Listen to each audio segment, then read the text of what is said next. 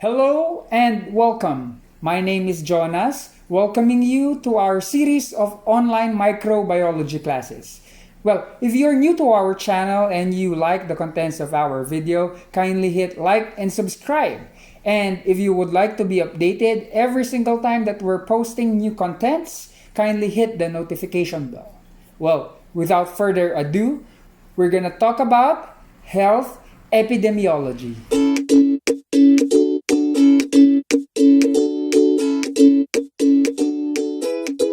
Last meeting, we have discussed what epidemiology is.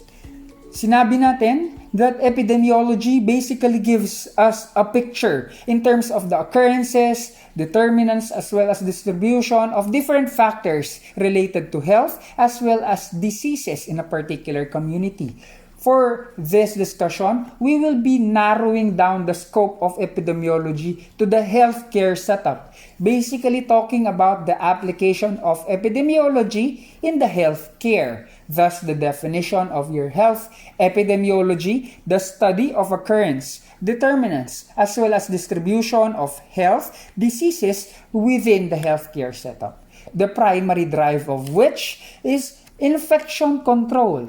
Basically, the cutting or the seizing of your chain of infection, as well as the prevention of different healthcare associated infection, also known as hospital-acquired infections. In order to do this, there are three major thrusts of your healthcare epidemiology. Number one, we would like to improve the patient care outcomes because in the end, in order for us to evaluate the effectivity of all the procedures that we have performed, it's the satisfaction, it's the physiological recuperation of your patients, it's the recovery, timely recovery in an effective and efficient manner of all our clientele. Number two is the surveillance of different measures done by your healthcare team or your infection control team. Basically, this talks about the day-to-day processes that your infection control team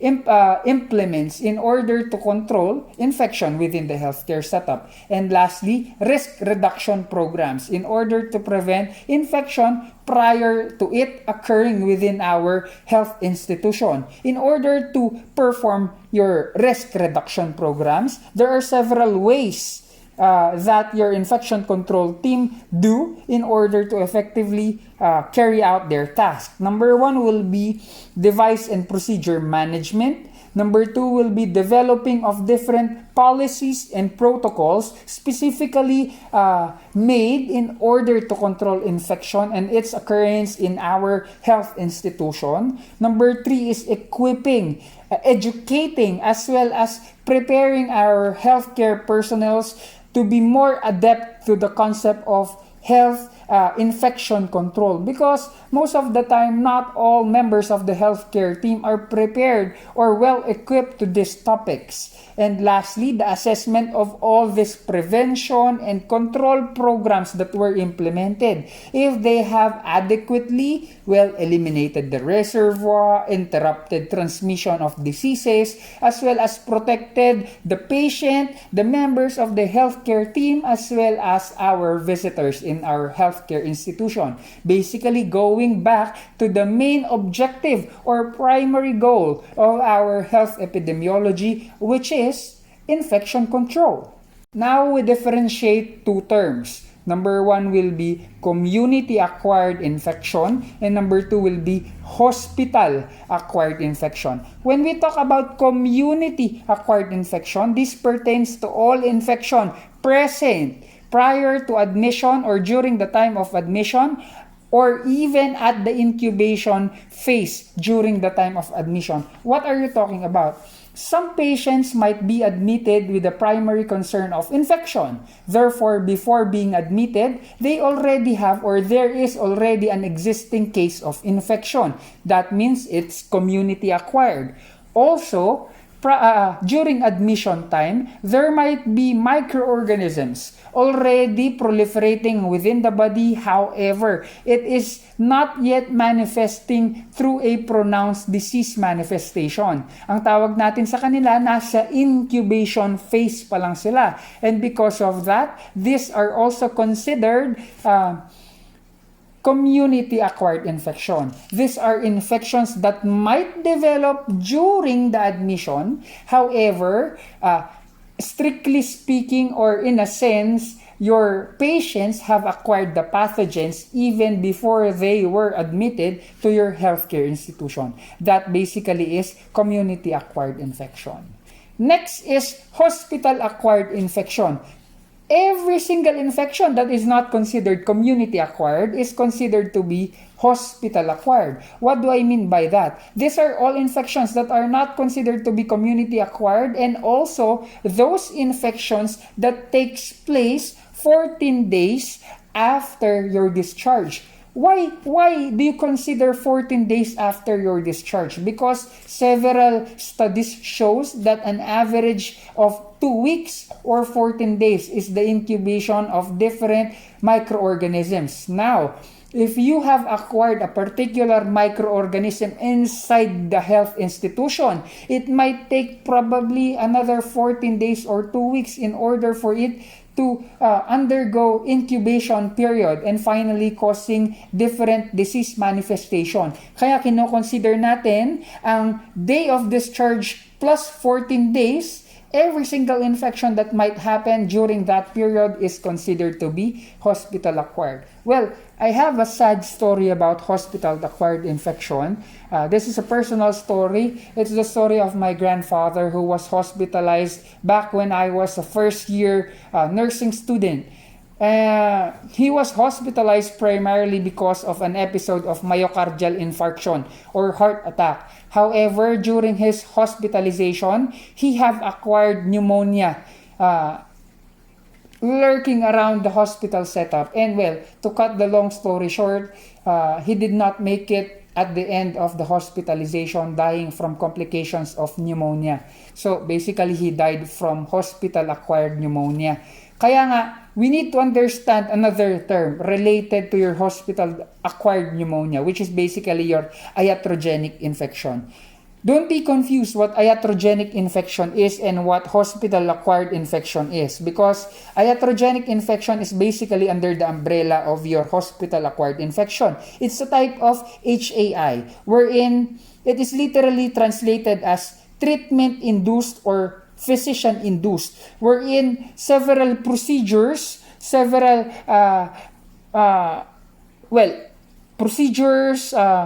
diagnostics done to the patient led to him or her acquiring a particular disease. For example, the patient had catheter insertion. Before, the patient does not have any infection, and the catheter giving way or being the way for the patient to acquire a particular infection, that is considered to be iatrogenic. Another classic example will be the performance of different surgical procedures that led to surgical related infections that might be considered iatrogenic. Then, why are you telling me, sir, that not all iatrogenic or not all hospital-acquired infection is considered to be iatrogenic? Going back to my grandfather did not even have any invasive procedure for that matter. Rather, he was hospitalized for medication and observation purposes alone. However, because of the prolonged stay in the hospital and due to immobility, he developed pneumonia, which he acquired on the hospital, which is not considered iatrogenic, yet considered to be hospital-acquired infection.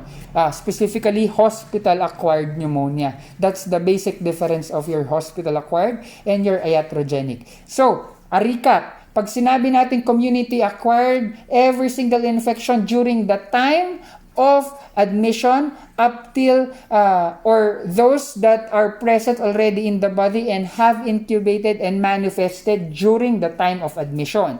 Hospital-acquired, on the other hand, are those conditions wherein the pathogens were acquired during hospitalization, which can extend up till a period of 14 days post-discharge.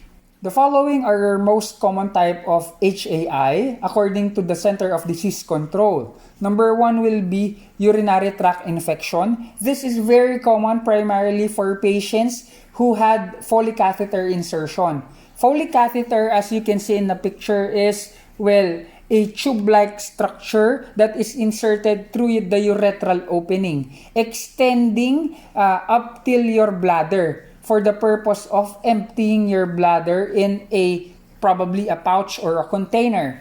However, as previously discussed, your normal microflora does not exist in your bladder, but only extends or exists at the distal portion of your urethra. Because strictly speaking, your kidney, ureter, as well as bladder should be sterile in nature. That means without any existing microorganisms. However, because of the insertion of that particular catheter and due to improper practice of sterility during performing catheter insertion, that might lead to the transfer of different microflora at the distal portion of your urethral opening, going together with the Foley catheter to your urinary bladder. That's the problem. Number 2 will be surgical site infection. This is the infection that occurs after the surgery. Most of the times, this is considered to be superficial. However, it can also affect deep tissues.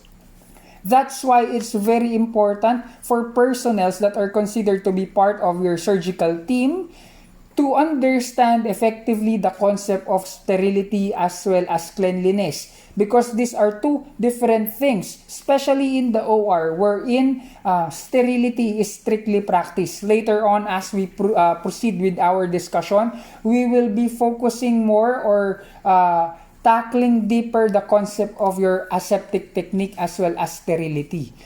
So that is your surgical site infection.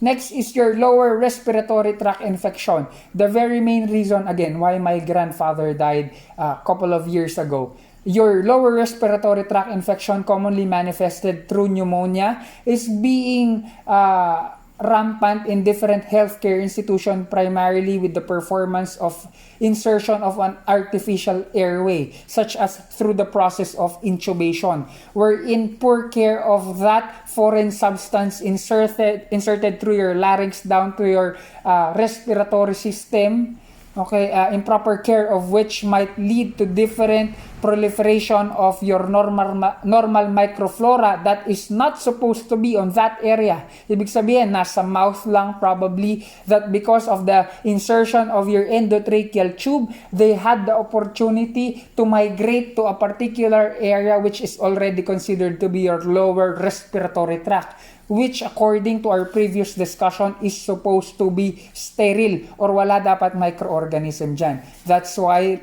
LRTI is also another common HIA happening in our on different institutions. You also have infections in the bloodstream. This is primarily due to the insertion of different catheters as well as main lines. As you can see in our picture, that is an example of your IJ catheter insertion, commonly used for patients that will undergo emergency dialysis. Well, what's important is that this catheter is directly inserted in a major vein in your cervical area, and improper practice of aseptic technique and sterility might lead to your normal microflora present in this cervical region to penetrate deep down the skin and even to your systematic circulation, and that might cause bloodstream infection or what you call sepsis. That's why in every invasive procedure, you need to strictly follow your concept of sterility. Well, sir, is that only applicable for mainline insertion? No.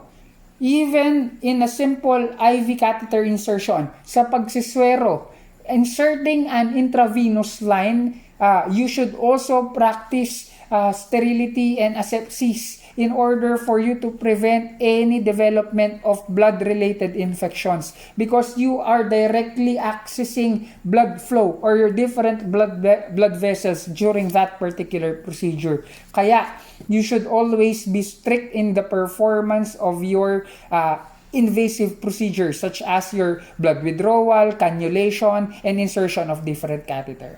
Next will be Clostridium difficile related infection. Your Clostridium difficile is basically a normal microbiota present in your colon. On a normal basis or on a normal circumstance, they usually secrete toxins on minimal amount that might not cause any physiologic changes within your body. However, if you remember the concept of superinfection, that because of the intake or the utilization of different antibiotics in a prolonged period, that might result to the destruction of your normal microflora. Unfortunately, your Clostridium difficile is resistant to multiple antibiotics. Kaya pag nagtitake in ng antibiotics, sinisira niya ang iba yung normal microflora, especially if the intake is prolonged, but sparing your Clostridium difficile. Because of the availability of spaces for more Clostridium difficile to proliferate, dadaming Clostridium difficile. Now, it might produce more toxin. Okay? You have number one, your enterotoxin, and excessive amount of enterotoxin is considered as, or also called as, antibiotic-associated diarrhea. It might result to diarrhea because of the death of normal microflora within your gut. Now, second will be your cytotoxin, which is also released by your Clostridium difficile. Okay, your cytotoxin will produce a condition called pseudomembranous colitis, wherein because of the existence of that particular toxin, sloughing of the outer membrane of your colon will happen, producing bright red color blood in your stool, or what you call hematochezia. Okay, that is the sign of your pseudomembranous colitis or your PMC, brought about again by your Clostridium difficile. Now the question is, who are at risk in having or developing different hospital-acquired infection? There is a common denominator for all of this, and that is your concept of immunity. Number one, those persons that are of extreme ages, meaning adults or elderly client, as well as infants or newborns. Because they have a weak immune system, they are highly vulnerable to different pathogens or microorganisms present in the healthcare setup. Number two are your pregnant women who are to undergo labor and delivery. You also have patients that suffered burns, as well as those patients that are to undergo or underwent surgery already. Ano ang common denominator? There will be breakage in the skin. The skin is considered as your primary barrier, protecting you basically from the outside environment. Therefore, any destruction in terms of the integrity of your skin, such as in burns as well as surgery, might result to hospital-acquired infection. Next are different comorbidities, meaning different medical diagnoses that might be pre-existing among your clients. Number one is diabetes. Diabetes meaning there will be excessive amount of sugar within the blood. Ergo, blood flow is also altered. Kaya, if there is wound, alright, prolonged healing might occur, giving more chances for infection or different microbes to penetrate that particular wound. You also have, because of the poor blood circulation, excretion or flow or travel of your phagocytes or your WBC is being hindered. Kaya matagal ang combat of infection. You also have cancer because different treatment for cancer such as your chemotherapy as well as your radiation therapy, both of which also targets different normal microflora, and that might decrease your immunity or your defense mechanism against different microorganisms present in your healthcare setup. You also have cystic fibrosis, basically defined as abnormal production of mucous membrane. And because of that, your mucus basically is a nutrient-filled area wherein if different substances are being trapped on normal amount, it might be beneficial because we will be able to expectorate them. However, when they are produced on an abnormally large amount, meaning there will be difficulty for the patients to expectorate your mucus that were produced, okay? That might be an environment conducive for microbial growth. Kaya pwedeng mag-proliferate ang different microorganisms. So those are your comorbidities commonly causing HAIs among our patients. Next is organ donation. Organ donation meaning there is a foreign substance that was inserted in your body and connected through your body. Initially, one of the major concern of organ donation will be the prevention of rejection. And in order to prevent rejection, we will administer immunosuppressants. Kasi it is considered again as a foreign substance, and the tendency of the body to act against a foreign substance is that it will reject it by producing different WBC components. Now, in order to prevent that, magbibigay ng pangpababa ng immunity. So basically, we go back to our common denominator, which is immunosuppression. Next is steroid use, anti-cancer drug, as well as lymphocyte, all of which also diminishes your capability to fight against microorganisms or your immunity. That's why it increases the susceptibility of your clients to different kinds of infection. Next will be paralysis or being paralyzed and being immobile, because you are not able to mobilize your secretions, and a stale secretion or a not moving secretion might be conducive for microbial growth. Kaya it is important for healthcare providers to understand the importance of regularly changing the position of your clients, because that will mobilize different body fluids and different secretions, preventing the growth of different microorganisms. And lastly, synthetic implants. Synthetic implants, the same with organ donation, insertion of foreign substances might lead to or might cause or might bring infection to your clients, because basically, despite them being considered sterile, there might be some procedures along the way during the insertion or implantation of these synthetic implants that might have resulted to contamination of that particular substances. The more the chances of acquiring hospital-acquired infections. There are basically three major contributory factors for HAI to thrive in our hospital institutions.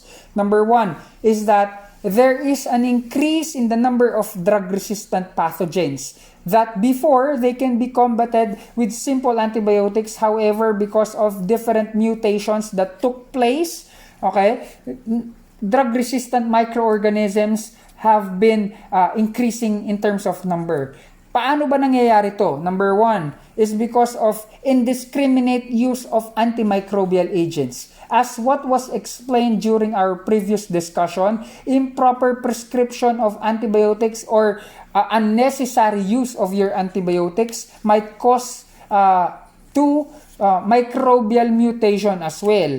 That means kulang sa oras or underdosing and overdosing, as well as taking antibiotics that are unprescribed. Number two is that there is a notion that once you are now using different antimicrobial agents, antibiotics for that matter, we are being lax in terms of the performance of different aseptic technique and infection control procedure. Mind you, it is not enough for you to have antimicrobial agents in order to combat infection. You should also practice environmental sanitation as well as proper infection control protocols. Hindi pwedeng mawala yun. They all comes hand in hand in order to provide an environment more conducive for the patient to heal.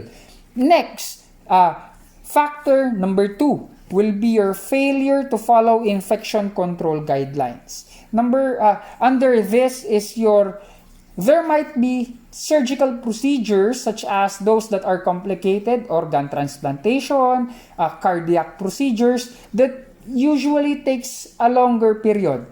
The concept is the longer the surgery, that means the longer the surgical site is opened, the higher the chance for infection.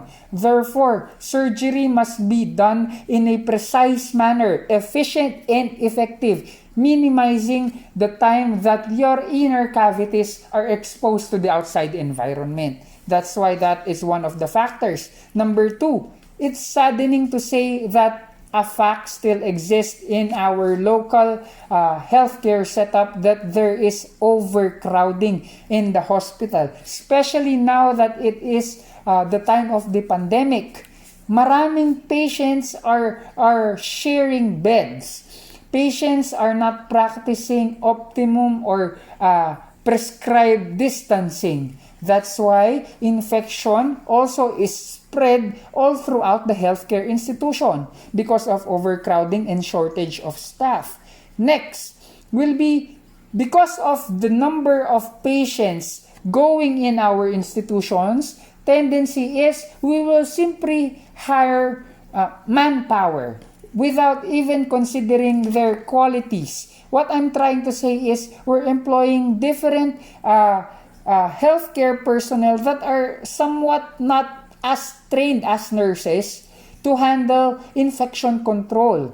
They are not well equipped to the concept of sterility as well as infection control. That's why, as previously explained, you need to equip all those healthcare personnel in order for you to carry out effective infection control procedures or guidelines and actions as well. Next will be overuse or improper use of cleaning, improper use and cleaning of indwelling medical devices. You can think of medical devices that are inserted from the superficial region down to your more in-depth tissues such as your catheter, your cannula insertion.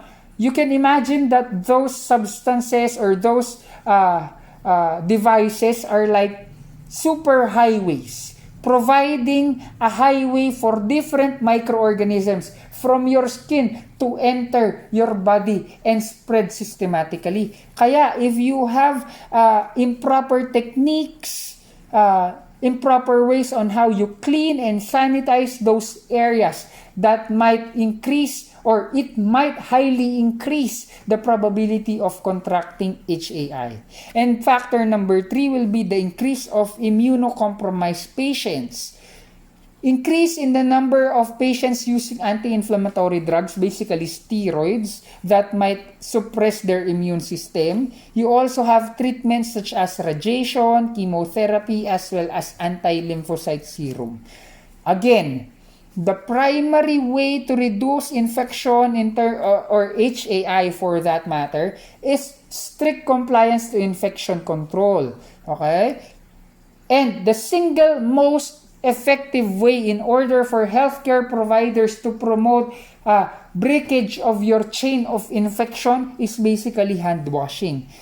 It is the single most important measure to reduce the risk of transmitting different pathogens from one patient to another patient, or even from one anatomic site to the other anatomic site. That's why we are stressing hand sanitation or hand washing for this course. Now that I have mentioned the term infection control, let's define what infection control is. In a simple sense, infection control is the breakage of your chain of infection. If you remember, the chain of infection gives you a picture that your infection is basically cyclical, that will involve several factors starting from the pathogen up until the susceptible host. And once you have broken one part of that chain, all of the factors will be rendered useless, thus preventing infection. Ergo, infection control. If you remember lesson number 1 about Dr. Ignace Milways as well as Joseph Lister, because of their observation that contamination in surgical site is not inevitable, meaning it's preventable, and that pathogens can be prevented from reaching vulnerable areas, the concept of asepsis was born, or your aseptic technique. Asepsis, in a strict sense, means absence of infection. That is the goal of your infection control, wherein we would like to prevent infection and break the chain of infection. Talking about your asepsis, there are two major terms that we need to discuss. Number 1 is medical asepsis, and number 2 is surgical asepsis. We start with medical asepsis. When we talk about medical asepsis, we are simply talking about clean technique. Sir, what do you mean by clean technique? Clean technique basically involves procedure and practices that will reduce pathogens. I repeat, medical asepsis, the goal is to reduce pathogens in levels that might not cause disease condition.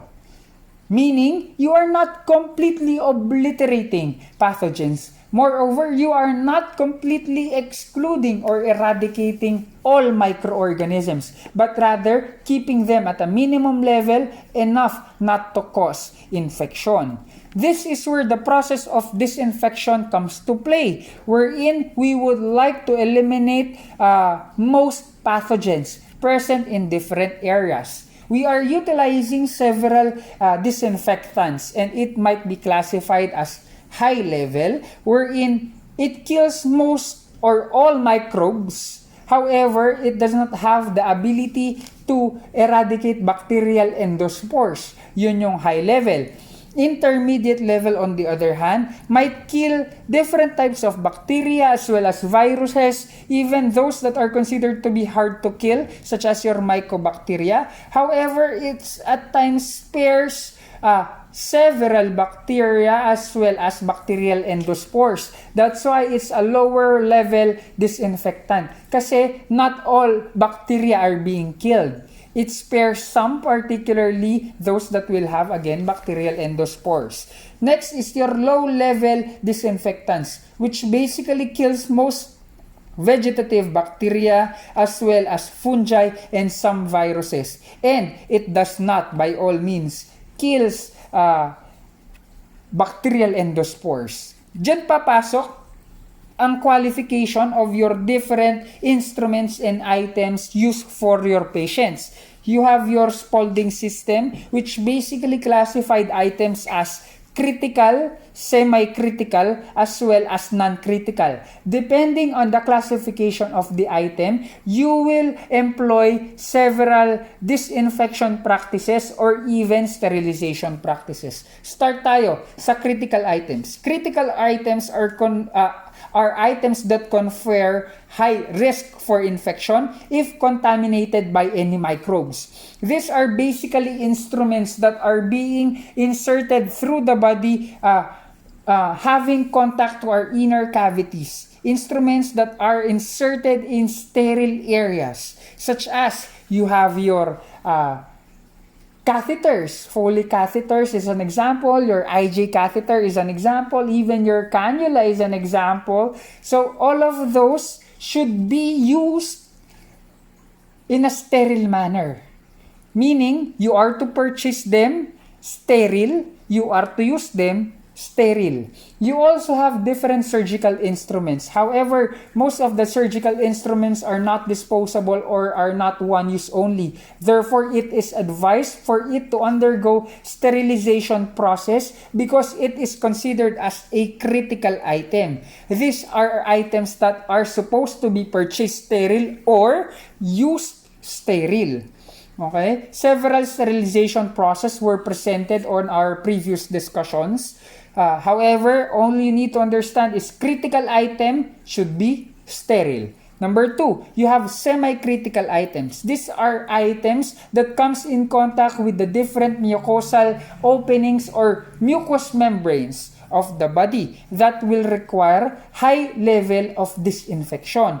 Meaning, we would like to eliminate all microorganisms, but there might be possibility of bacterial endospores in its absence. Meaning, in a strict sense, they are not required to be sterile, but they should be highly disinfected. Examples of which are your anesthesia equipments, those laryngoscopes that you insert on your patient's mouth, those endoscopes that you insert in your mouth, and even those gastroscopes that you insert on your anal region. All of those are considered to be semi-critical substances that again does not require sterility but rather high-level disinfection. Next are your non-critical items. Your non-critical items are basically items that still comes in contact with the skin but not the mucous membrane. We have two major classification. You have your non-critical patient care items, meaning these are items that are used by you as the healthcare provider to take care of your patient. For example, you have your assessment tool, you have your thermometer, you have your BP apparatus or your sphygmomanometer, as well as bedpans in order for them to urinate in their bed in the case wherein patients are not allowed to ambulate or to go to the comfort room. You also have crutches and even computers that you need in order to take care of patients. You also have those non-critical environmental surfaces. For example, your patient is bedridden, that bed, that handrails, those tables, bedside table, bedside commode, furnitures, as well as the flooring. All of those are considered to be non-critical items that should always be kept clean. However, it will only require minimum or low-level disinfection. If medical asepsis, the concept is cleanliness, meaning reducing microorganism or pathogens at tolerable level. Surgical asepsis is strictly the elimination of all pathogens and all microorganisms, rendering objects and areas sterile. It is referred to as your sterile technique. Okay, these are commonly used in areas such as the operating room as well as the delivery or labor room, wherein invasive procedure are expected. When performing in a strict definition, any procedure that penetrates through the skin is considered to be invasive, or that will have contact with your different sterile body cavities is considered to be invasive procedure. And all invasive procedure demands the practice of your sterile or surgical asepsis, meaning kailangan i-eradicate all microorganisms. You have drawing of blood, medication injection, catheter insertion, cardiac catheterization, even lumbar puncture, wherein we are to puncture the lumbar area in order to have cerebrospinal fluid. All of those requires puncturing of the skin, entering sterile cavities. That's why we should employ surgical asepsis or their surgical techniques. There is a special way of scrubbing your hands. If you're familiar with your different medical dramas that involves them rigorously scrubbing their hands, that is an example of your surgical scrubbing and the hand washing technique exclusive for surgery or exclusive to practice surgical asepsis. It usually takes 5 to 10 minutes in order to perform this. Also, this involves wearing sterile masks, gloves, caps, gowns, and shoe covers to prevent spread of different microorganisms. It also involves the use of sterile solutions, dressings, drapes, making a sterile field. I would like to focus your attention on draping the client. This is a practice wherein we are only exposing the areas that are to be manipulated, or that is to be operated. And the rest of the other areas or the rest of the body parts of the patient should be draped, meaning it should be covered effectively in order to prevent different microorganisms from going to that surgical site. That is surgical draping. Yun yung makikita nyo sa medical dramas, that there are some blue curtains, some blue linen, we call draw sheet, flat sheet. You will know more about this when you tackle your perioperative nursing. But what I'm trying to say is, the concept of sterility is this: only sterile objects can be in contact with sterile objects or areas. Because if there will be contact with a non-sterile object, it will also be considered to be non-sterile. That's why if you will see medical professionals on medical drama placing their hands in this manner, okay, that is what we are practicing in an actual setup, because every single area above this part as well as below your hips is also considered unsterile. That's why they keep their hands here. All right, because again, the concept is sterile areas, sterile objects can come in contact. However, non-sterile objects to a sterile area will make the entire area unsterile. Okay, the principle of sterility is that sterile areas can only have contact with sterile objects. Now, there are basically two precautions that we need to take in order to prevent infection in the healthcare setup. Number one will be standard precaution. When we say standard, it is the basis. It applies to all. That's the meaning of standard. What does standard precaution means? Okay? Once a patient will walk through or will walk in the emergency room, you do not have any idea what that particular patient is suffering from, whether it be an infectious disease or not. So, we are to employ standard procedure or standard precautions. These are basically applied to all patients regardless of their diagnosis present in the healthcare setting. It is practiced regardless if the patient is suspected or confirmed to have an infectious disease or even a contagious disease. Implementation of your standard precaution constitutes the primary strategy of your health epidemiology, which is basically the prevention of healthcare-associated transmission of infection, basically terminating your chain of infection. Based on this principle, it considers that all blood, body fluids, secretions, excretions, pero not including your sweat, non-intact skin, mucous membranes, all of which contains transmissible infectious agents. Maarte ang standard precaution because it anticipates that all these things mentioned, body fluids, body secretions, excretions, all of those are considered to be unsterile and harboring different microorganisms or pathogens that might be transferred. That's why we would like to break the chain of infection in your standard precaution. But how? Number one, we would like to eliminate the susceptible host. Who is the susceptible host? Aside from your clients, you as healthcare providers are susceptible hosts. In order to prevent your susceptibility as the host, you need to be vaccinated.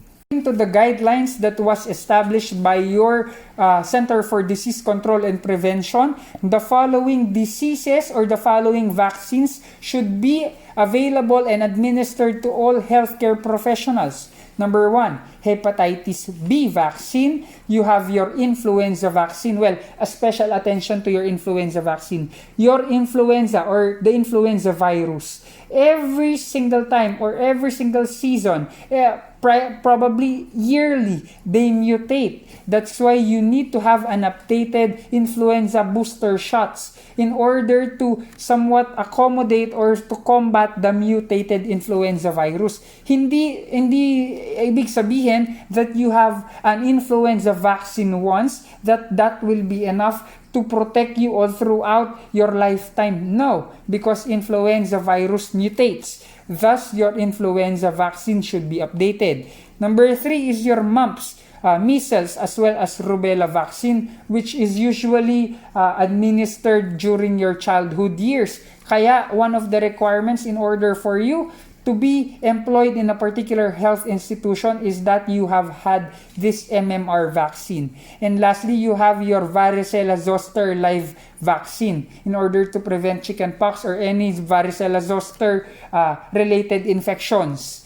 Okay, that is for your vaccination. That's why, based from our previous discussion, I have mentioned that vaccines probably is, if not one of the most important invention in the field of medicine, because it will prevent multiple deaths by simply injecting attenuated or weakened virus, activating your immune capabilities in order for you to prevent further disease, infection, or affectation. That is your hand hygiene.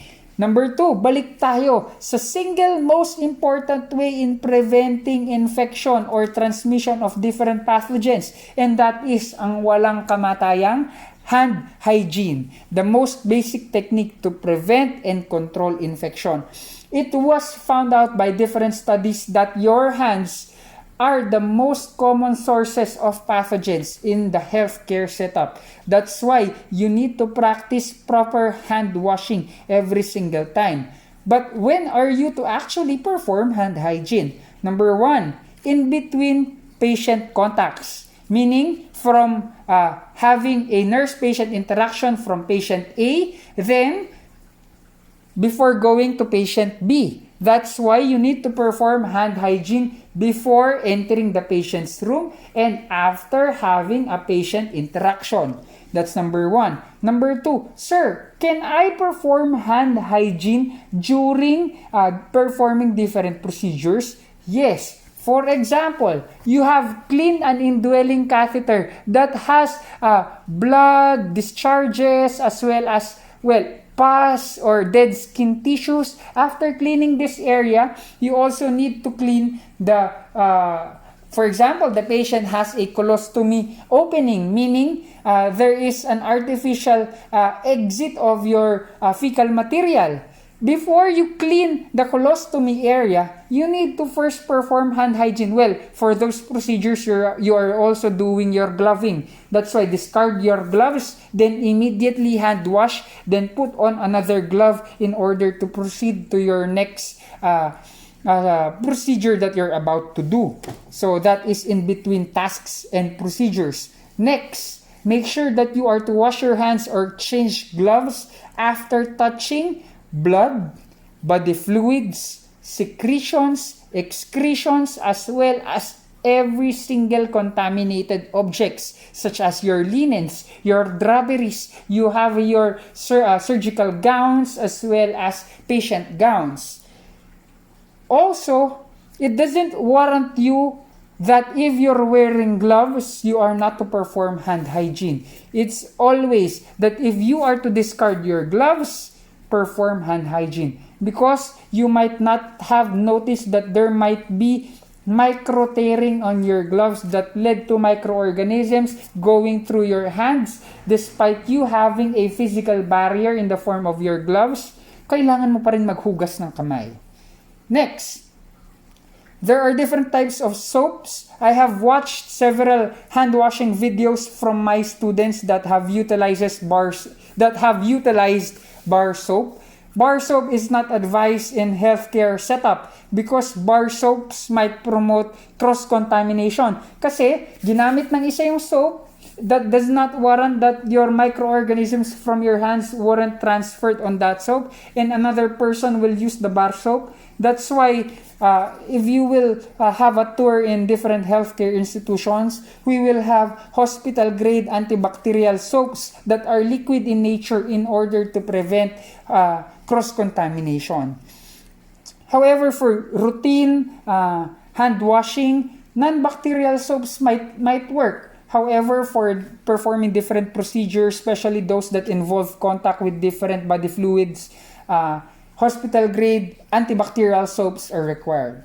You also have this policy that we are not allowing healthcare providers to have long long nails, as well as, long dirty nails and artificial nail extensions, as well as wearing hospital bands in performing different procedures. Institutions might have different rules and regulations in terms of wearing bands, but one thing is for sure, when performing a critical care or invasive procedure that might need you to practice surgical asepsis, tinatanggal natin lahat yon. That's why your fingernails should always be kept clean and short, and also without any accessories on your hands when performing different procedures. Part of your standard precaution as well is you wearing your PPEs. Matunog na matunog to, especially during the time of your pandemic.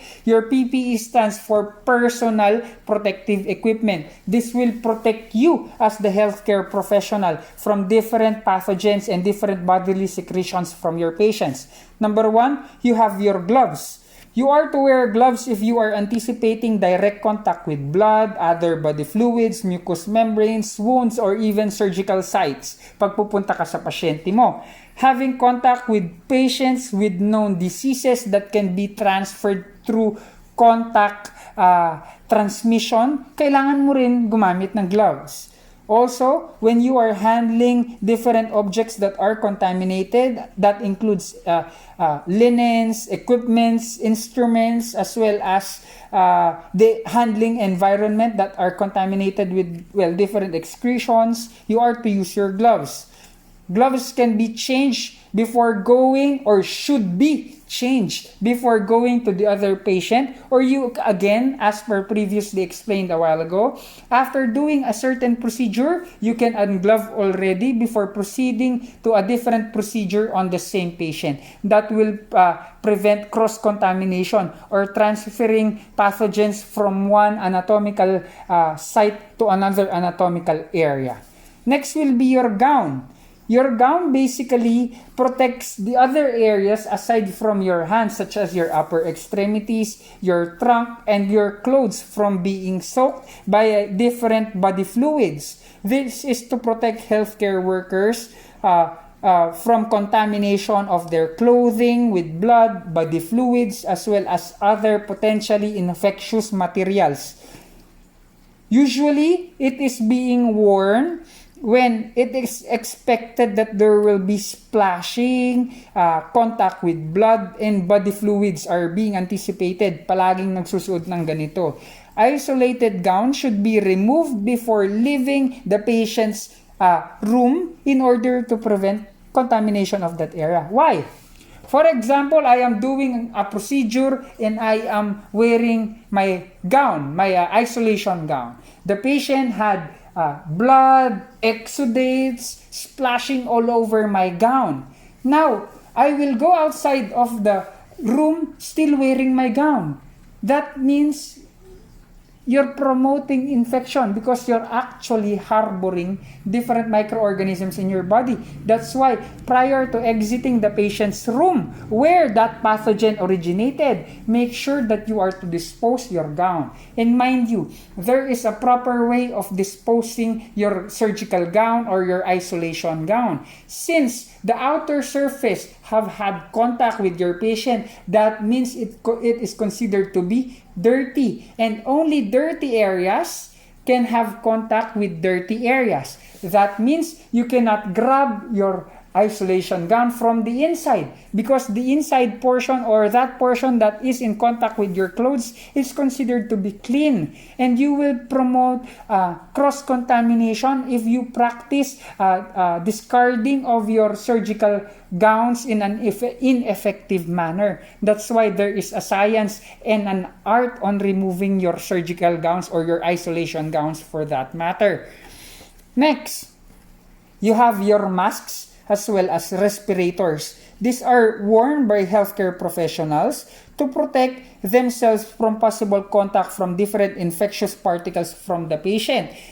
It should always be worn before performing a sterile procedure, because we would like to eliminate the possibility of transferring or delivering different pathogens from the health care worker's mouth to that particular sterile area. Kaya kailangan natin mag-mask. Also, you are to ask the patient to wear mask, especially if he or she can or has a disease transmissible or transmittable through droplet as well as airborne transmission. Hindi natin sila pinoprotektahan from outside pathogen, but rather them as the source of different pathogens and microorganisms. We are protecting the environment from them. That's why we would like to ask them to cover their mouth through the use of your masks. Sir, what is respirator on the other hand? Your mask, strictly speaking, covers your mouth, preventing droplets from entering the body. However, if you have observed your masks, they are not tightly or snugly fitted on your face. That's why it still allows different airborne substances to enter your mask or to penetrate that area. Now, in order to prevent airborne particles from entering the body, you also have your respirators, particularly utilized for patients with known diseases that can be transferred through airborne transmission. Medical mask will also protect you from, again, droplets, while respirators will protect you for airborne or droplet nuclei that were mixed in dusts, air particles. Okay, examples of your respirators are your N95, N99. You also have your KN95, sorry. However, there is also a danger in prolonged utilization of your respirators because they might result to poor oxygen and carbon dioxide output. That's why you only need to wear your respirators only when necessary. Next is you also have your eye protection. These are goggles or face shields that will protect basically your eyes. This is an important concept. We have this what you call your T-zone. Your T-zone will basically involve the areas between your eyes, your nose, as well as your mouth. Basically, all the openings of your face, because that is the area where most pathogens enter. A classic example of which is your COVID-19. That's why, in order to protect healthcare professionals from COVID-19, they need to wear face shields because they have close contact with their patients. In order to prevent any splashes, any sprays from happening. Another example is when you're anticipating that there would be blood squirting all over the place, especially when performing, for example, orthopedic procedure, where there will be utilization of different surgical saws that will produce different splashes from the patient's body. In order to protect your eyes as well as your nose, wear face shields, wear eye goggles. Alright?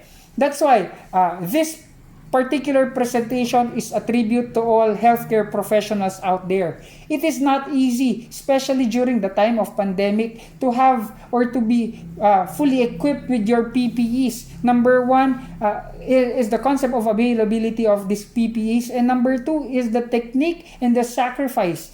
It's really uncomfortable to wear several layers of protective equipments, different masks for more than 8 hours or the entire shift. That's why sa lahat po ng mga healthcare workers, my salutations, and I really admire your efforts. I actually would like to call the attention of my previous co-workers. I really admire your dedication and your hard work given this time of pandemic. Saludo po kami sa inyo at para sa inyo tong mga ganitong videos. There are other considerations in order for us to perform your standard precautions. You also have patient care equipment. You need to understand that before disinfecting different substances, you need to first clean it, make it free from any observable dirt. Because, for example, if a surgical instrument, nandyan pa yung mga tissues, subcutaneous tissues of your patient, mga taba-taba, mga laman-laman, then you will disinfect it. It will be useless because studies shows that different protein substances renders disinfectants useless. That's why when you are to sterilize or to disinfect a particular fomite or particular surgical instrument or hospital instrument or equipment, you should always make sure that it is first free from any physical or observable dirt or particle present on that area. Next is your environmental control. Hindi pwedeng pasyente lang, hindi pwedeng ikaw lang, hindi pwedeng instruments lang. You also need to consider your environmental sanitation. That includes your linen and proper waste disposal. One thing that you need to understand, when you are handling soiled linens, make sure that only soiled areas will make contact with soiled areas. Parang sterile areas. Sterile area to sterile. Clean to clean. Soiled to soiled. Ganun lang siya in order to prevent cross-contamination. That's why if you were taught an art on how to make your bed, there is also an art on how to undo your bed and to remove all those soiled linens. That is another technique. Sharp disposal will be discussed further on our waste disposal at the end of this presentation. After your standard precautions, we also have transmission-based precaution. Depending on the type of infection or disease condition that your patient harbors, or depending on the pathogens, the causative agent of the disease, meron tayong mga specialized transmission-based precaution. Somewhat discussed from our previous sessions. However, I would like to reiterate them. Number 1, if the disease is said to be transmitted through contact, both direct and indirect, the following will be your provisions or your recommendations. Number 1, but before that, you need to understand that contact precaution is the most important and most frequent mode of transferring different causative pathogens of your hospital-acquired infections. Those that are identified with this disease can be transferred through, again, direct and indirect contact. So, anong gagawin sa kanila? If possible, you need to admit them in a private room or under private admission. If not, they might be admitted in a cohort or in a ward, given that you can only admit them with patients with the same clinical condition.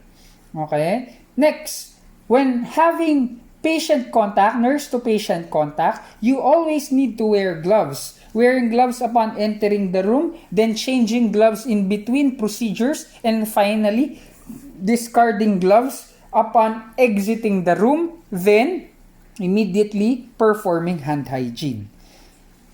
Number 3 is always washing your hands when having contact with your patients. And there might be times that it will require you to wear an isolation gown in order to prevent different microorganisms from different body fluids to come in contact with your clothing as well as your body. Gown is usually prescribed if there is anticipated soiling from incontinence, diarrhea, if you are to clean fecal material from ileostomy, colostomy. Basically, those are openings in your gastrointestinal system that will produce fecal material. You always need to wear gowns because that might soil your uniform or your clothing. And once your clothing is already soiled, you might be a walking source of infection or a reservoir already. We also have droplet precaution. Your droplet precaution is another type of contact precaution on a strict sense, wherein contaminants are being produced by coughing, sneezing, or even talking, wherein my saliva will go out. That is already an example of your droplet method. Or, sir, even without the patient voluntarily speaking, can droplet happen? Yes. For example, you are suctioning the patient's mouth, you are suctioning the patient's secretion, you are already promoting droplets to occur. So, if the patient has a transmissible disease that is communicated through droplet transmission, kailangan mo ng droplet precaution.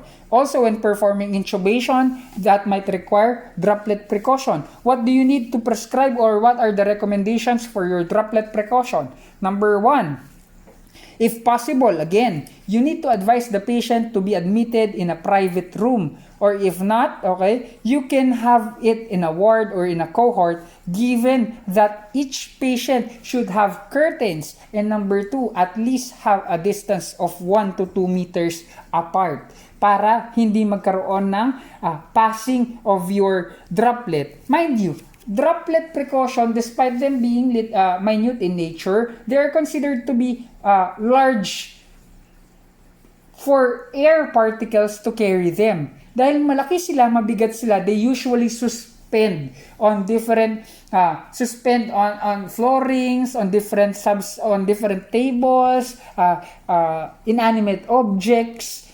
Those might be the areas where these droplets will thrive. Kaya 1 to 2 meters will be enough as your social distance from another patient. So that is your droplet precaution. Also, if there will be a need for your patient under droplet precaution to be transferred or be ambulated, make sure to put a mask on your patient, because again, that will protect the environment from your patient harboring the pathogen. Next will be airborne precaution. When we say airborne precaution, airborne droplet nuclei have evaporated and joined dust particles, air particles, meaning they can be carried in longer distances. They can remain suspended in the atmosphere for quite some time. That's why the following will be the recommendations in employing airborne precaution.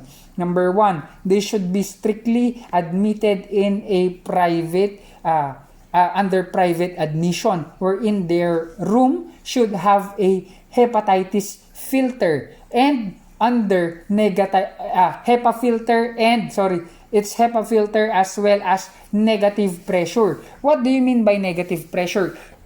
Imagine their room to be having a live vacuum. Ibig sabihin, nag-exhaust, hinihigop ang atmospheric air present within the room in order for it to be delivered in your HEPA filter. Your HEPA filter now will trap all those microorganisms present in the room atmosphere, all right? Removing all those microorganisms present in the air. Number 2, since microorganisms can be suspended in the air, make sure that you always close the patient's door in order to prevent escape of different pathogens suspended in the air. Number 3, if you are to have contact with the patient, since it's airborne, you need to wear a respirator, particularly for TB patients. For patients diagnosed with measles and varicella, it is required for those healthcare providers that does not have immunity against these conditions to wear a respirator. Because if you have already experienced chickenpox, measles, your body will develop an acquired immunity and you will be immune for the rest of your life. That's why no need to wear respirators for healthcare providers that are immune. However, if you haven't experienced these conditions yet, meaning you haven't developed your immunity against these pathogens yet, you are required to wear a respirator. Also, when transferring patients from one place to the other or for ambulating patients, moving your patients, always make sure that your patient is wearing a mask, again, in order to protect the environment from your patient harboring that particular pathogen. So those are basically your precautions based from the mode of transmission. Proceed naman tayo sa protective environment. There are basically 2 types of rooms that you can have your patient admitted to. Number 1 will be those room under positive pressure, and number 2 will be those room that will be under negative pressure. When we say positive pressure, it's basically employed for the purpose of protecting your patient from the outside environment. Kaya positive pressure. It's basically making the room as clean, as sterile as possible, meaning absence of microorganisms. Why? Because the patient has a higher risk for developing infection. But why?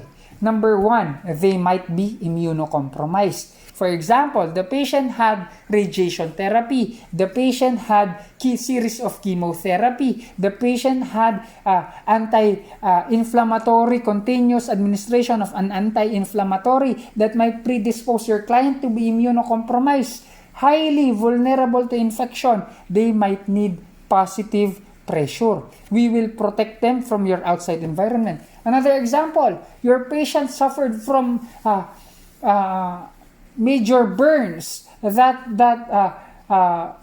exposed multiple layers of their skin rather than just your epidermis. That might make them more susceptible in contracting diseases. That's why we need to employ positive pressure. We are again protecting them from the outside environment.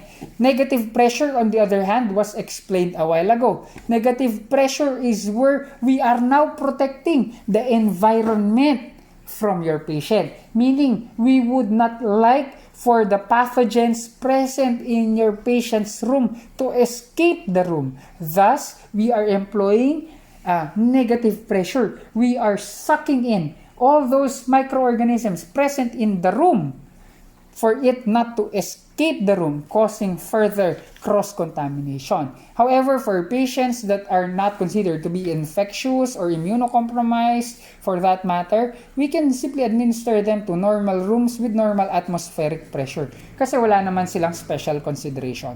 Those are your different pressure monitoring and different protective environment present in your healthcare setup. I need you to understand that it's not only through your standard precaution as well as your transmission-based precaution that diseases can be transferred. Well, that's why we have this. Different microorganisms can also be transferred based from the manner on how we handle foods and drinks.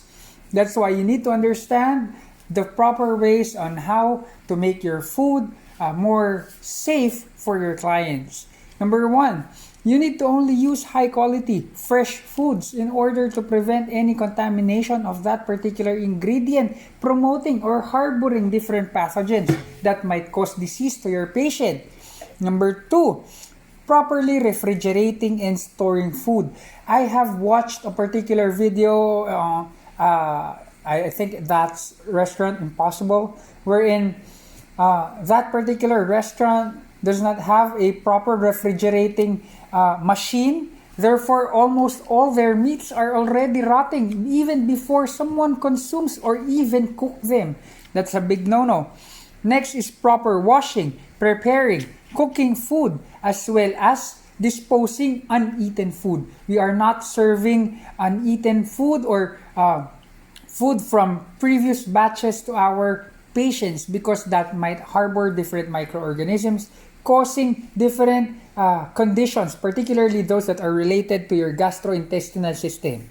As part of your infection control, you also need to secure that there is thorough hand washing as well as clean fingernails before handling food, as well as when those that prepare food will visit the comfort room. Dapat again, your hands, it is not emphasized enough that your hands should always be clean because this is the area that causes most of your cross-contamination. Also, pagdating rin sa pagkain. Next, properly disposing nasal and oral secretions in tissues and thoroughly washing hands and fingernails prior to handling food. Covering hair, wearing clean clothes, as well as aprons.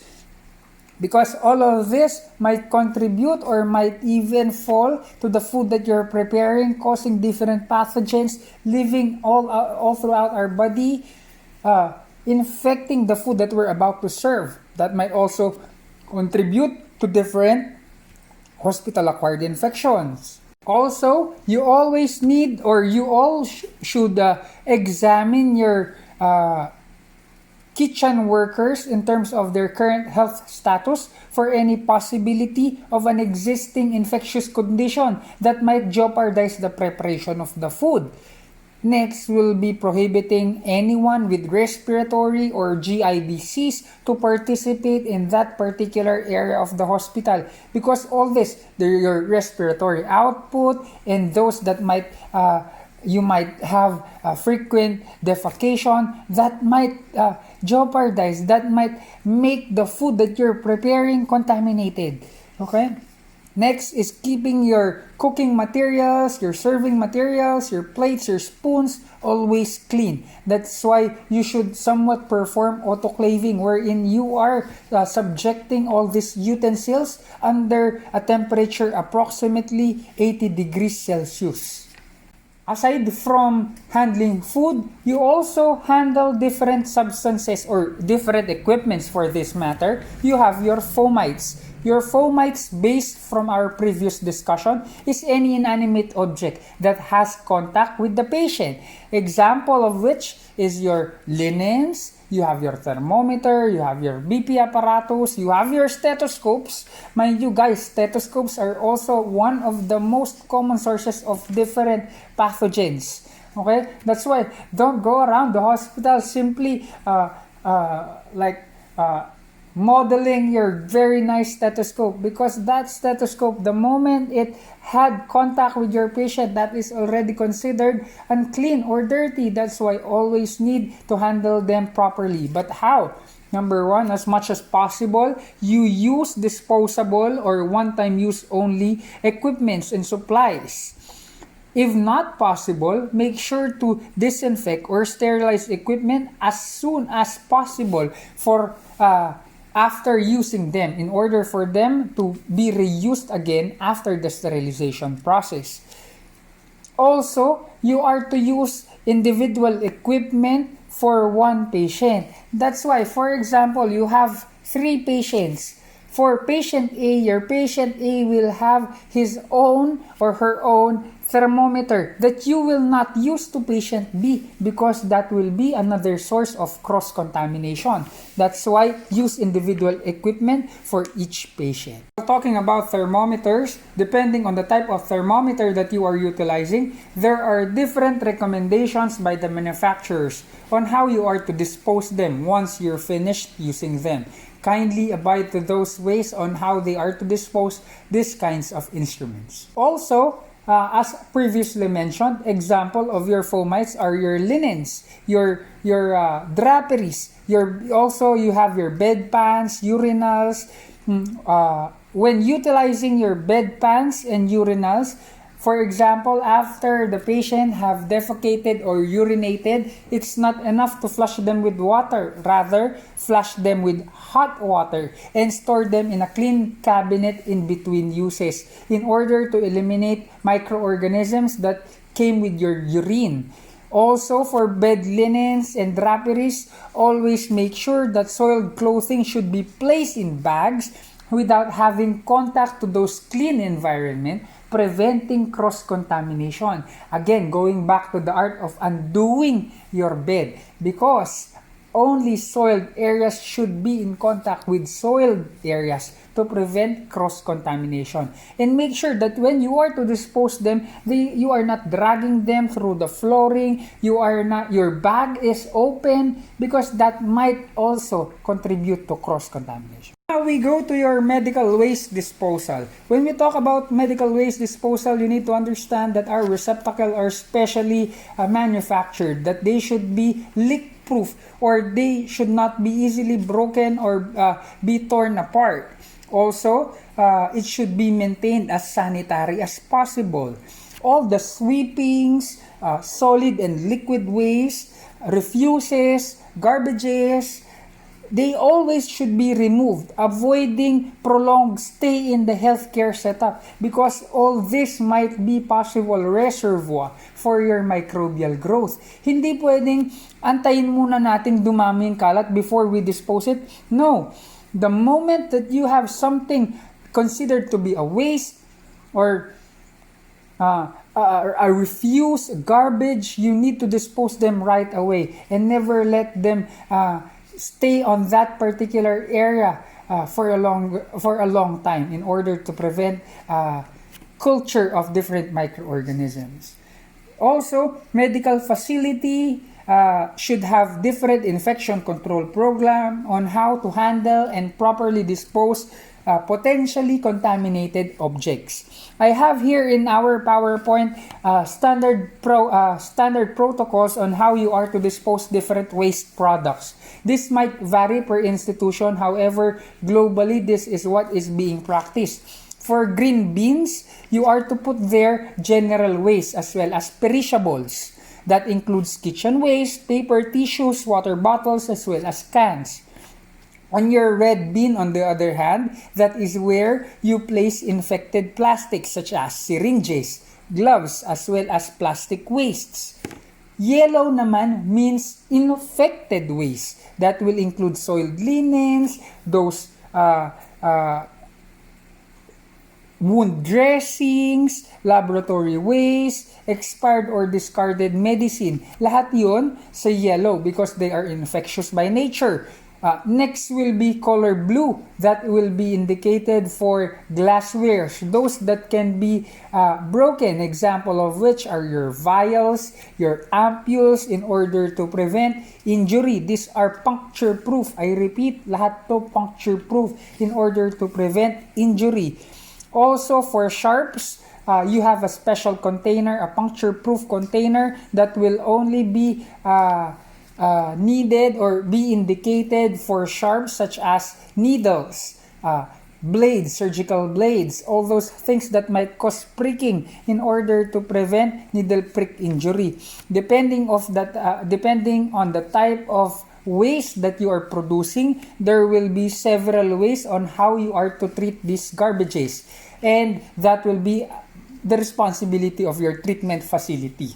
To sum everything up, today we have talked about health epidemiology, defining health epidemiology as the study of the occurrence, determinants, as well as the distribution of health and diseases in the healthcare setup, which primarily focuses on infection control as well as prevention of HAI. HAI being defined as infection that where the pathogens were acquired within the hospital up to the extent of 14 days post-discharge. On the other hand, community-acquired infection are those infection that your patient already have prior or on the day of admission, and those pathogens that are still in their incubatory period and manifested their disease while being admitted. All of those are considered to be community-acquired. Iatrogenic, on the other hand, is literally termed as physician-induced or treatment-induced infection, examples of which are your infection related to surgery as well as catheter insertions. Your most frequent types of your HAIs are your UTI, you have surgical site infection, you have lower respiratory tract infection, bloodstream infection, and Clostridium difficile related infections, which is, mostly related to abuse or prolonged intake of antibiotics.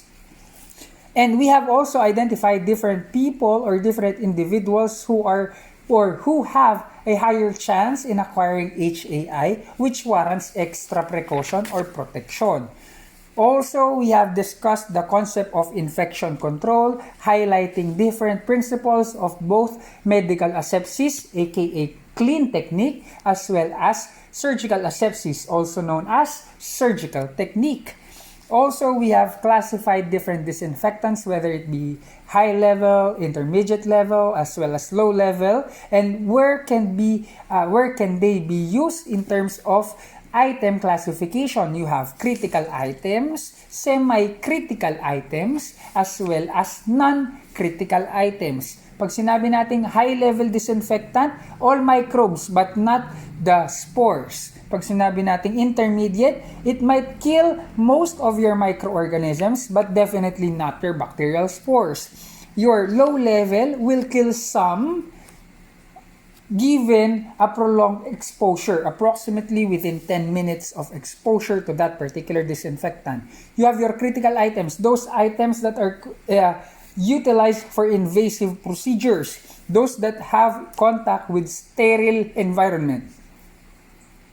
Semi-critical items, however, are those that have contact in our mucous membranes that, are not considered to be sterile. Example of which are your nasal passages, you have your mouth, you have your anal opening. All of those are considered non-sterile. That's why, they are instruments that have contact to those areas are considered semi-critical. Non-critical, on the other hand, are those instruments that has contact on the epidermal layer or the outermost layer of the body, or your skin for that matter. You have also discussed surgical asepsis, meaning strictly no microbes. That is your surgical asepsis. We have presented both your standard precaution, which we focused on vaccination, hand hygiene, as well as the utilization of all your PPEs. Also, we have tackled your transmission-specific or your transmission-based precaution, where we've differentiated different recommendation based from the type of transmission. Basically, your contact precaution, airborne precaution, as well as droplet precaution.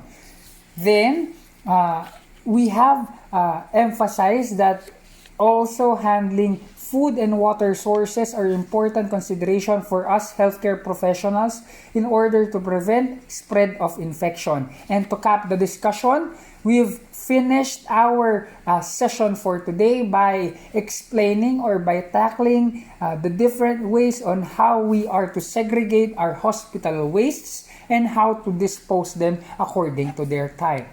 With that, I wish you all your safety. Always stay at home, and again, reminding everyone that learning is always a fun experience.